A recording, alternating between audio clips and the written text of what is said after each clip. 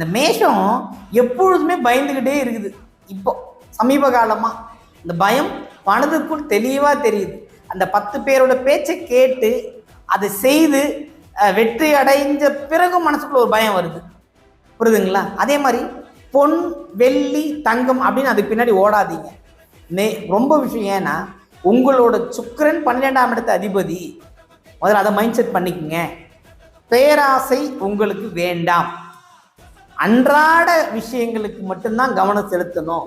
புரியுதுங்களா? ஏன் அப்படி பண்ணணும் அப்படின்னா, மேஷம் காலபுருஷ தத்துவத்தின் முதலாவது ராசி. அவருடைய ராசி அதிபதி எங்கெங்கெல்லாம் பயணப்படுகிறாரோ அங்கெல்லாம் உங்களுக்கு ஒரு ஒளி விளக்கை ஏற்றி வைப்பார்.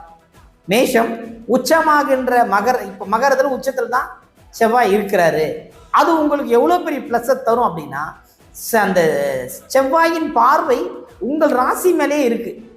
இங்கே குறிப்பாக நீங்கள் அதை எடுத்துக்கணும். புரியுதுங்களா?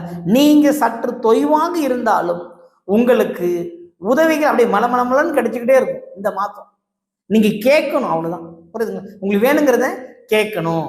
அதுக்கடுத்து இன்னொரு விஷயம் சொல்கிறேன்.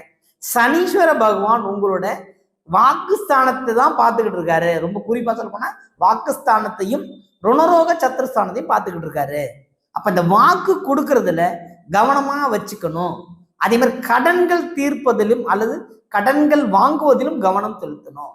புரியுதுங்களா? இதில் பார்த்தீங்கன்னா குறிப்பாக சொல்ல போனால் அஸ்வினி பரணி இவங்க தான் ரொம்ப ஜாக்கிரதை இந்த மாசத்துல. அதுவும் 10ஆம் தேதி 11ஆம் தேதி சந்திராஷ்டமம். இதில் ரொம்ப கவனமாக இருங்க. புதிய முயற்சிகள் புதிய விஷயங்கள் கூட தவிர்த்துக்கிட்டு இருக்கிறதுக்கு ஏற்ற மாதிரி நடத்திக்கிட்டீங்கன்னா இந்த நாள் உங்கள் வாழ்வில் சிறப்பான நாளாக இருக்கும்.